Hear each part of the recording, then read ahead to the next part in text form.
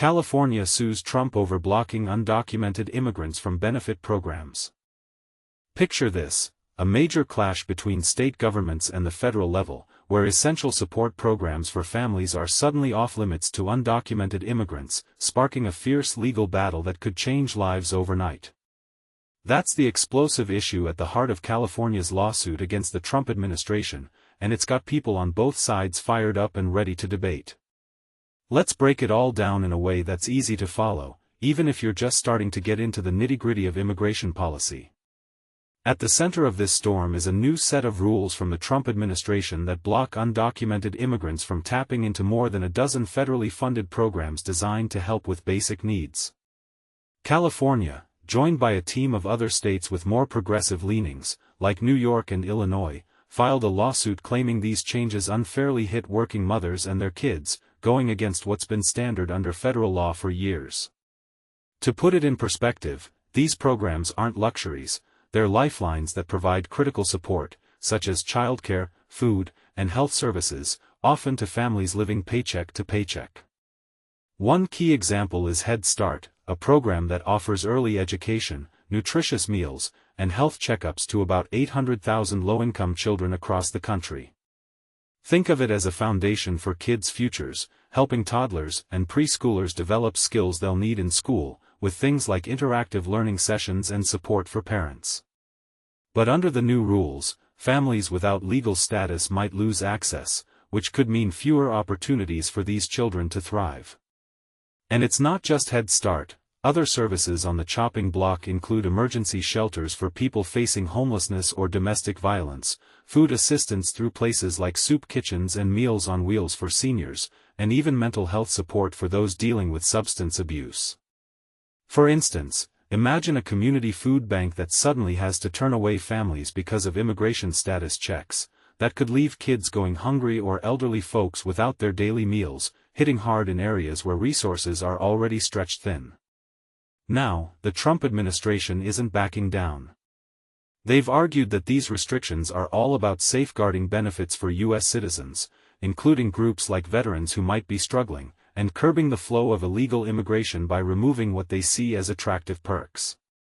But here's where it gets controversial. While this sounds straightforward, critics point out that these programs have been open to undocumented immigrants since at least 1997, based on long-standing interpretations of federal law.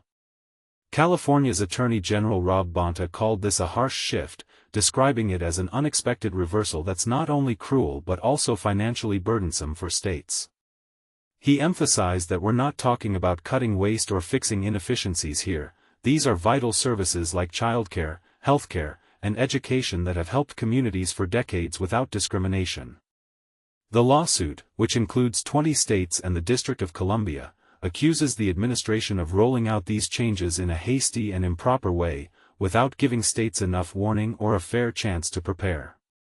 This could end up costing states hundreds of millions each year, as they'll need to overhaul their systems to verify immigration status, train staff, and manage the fallout. In California, with its large immigrant population, the effects could be immediate and severe. Think of local organizations scrambling to cope with reduced funding and more people in need. And this is the part most people miss. While the goal might be to protect taxpayer money, implementing these checks could actually drain resources from programs that are already running on tight budgets, potentially making it harder for everyone, citizens included, to get the help they need. From the White House side, spokespeople have doubled down on the idea that prioritizing Americans is what got Trump elected, framing this as a way to ensure that government aid goes to those who are legally entitled to it. They argue that when undocumented immigrants use these services, it takes away from citizens who are in dire straits. But let's not forget the counterpoint. Some experts suggest that access to these safety net programs doesn't necessarily drive illegal immigration and might even help stabilize communities by supporting families who contribute to the economy through work, even if their status is undocumented. This ties back to a 1996 law that was meant to limit benefits, but past administrations have made exceptions for life or safety programs, like the ones now under fire. In response to Trump's executive order early in his term, various federal agencies, including Health and Human Services, Education, and Agriculture, have redefined how they apply that 1996 law, closing off more programs than before. For example, the Department of Agriculture noted that while some nutrition programs like SNAP might face restrictions, others are protected by separate rules that ensure broad access. Leaders like the HHS Secretary have claimed this restores fairness and stops taxpayer funds from encouraging illegal entries, but it raises questions about who really benefits in the long run. As this legal fight heats up, it's clear there's no easy answer. On one hand, protecting resources for citizens is a valid concern, but on the other, excluding vulnerable groups could have ripple effects that harm society as a whole. What do you think? Could these restrictions actually reduce illegal immigration, or do they risk creating more hardship without solving the root problems? We'd love to hear your thoughts in the comments, whether you agree with the state's approach or side with the administration. Sharing your perspective could spark some eye-opening discussions. HHS bans illegal immigrants from public health benefits. What you need to know.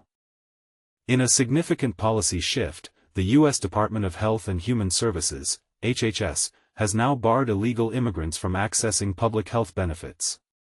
This move comes as the HHS reinterprets the Personal Responsibility and Work Opportunity Reconciliation Act, PWORA, of 1998, which was previously understood to allow certain emergency and educational health services to undocumented individuals. For nearly 3 decades, a broad interpretation of PWORA had permitted illegal aliens to receive taxpayer-funded health care. However, Health Secretary Robert F. Kennedy, Jr., argues that the new legal stance better aligns with the original intent of the legislation. For far too long, public funds have been misused in a way that effectively encourages illegal immigration, Secretary Kennedy explained. Our action today is a crucial step toward restoring the integrity of federal social programs, upholding the law, and ensuring that American taxpayers' resources are safeguarded for their intended use. This decision is likely to spark considerable debate. While some view it as a necessary measure to protect public funds and prioritize citizens and legal residents, others may see it as a restriction on essential healthcare services for vulnerable populations. As the Lord leads, pray with us. Pray for Secretary Kennedy as he navigates the complexities of ensuring that healthcare funding is directed appropriately towards U.S. citizens and legal immigrants. Lift up government health officials as they review and adjust federal benefits and program coverage to reflect these policy changes. Sources * Department of Health and Human Services, The Hill. Controversy and comment hooks *. But here's where it gets controversial. What are the ethical implications of denying healthcare services to illegal immigrants, especially in emergencies? Do you believe this policy change will effectively deter illegal immigration, or does it merely exacerbate health disparities? Share your thoughts in the comments below.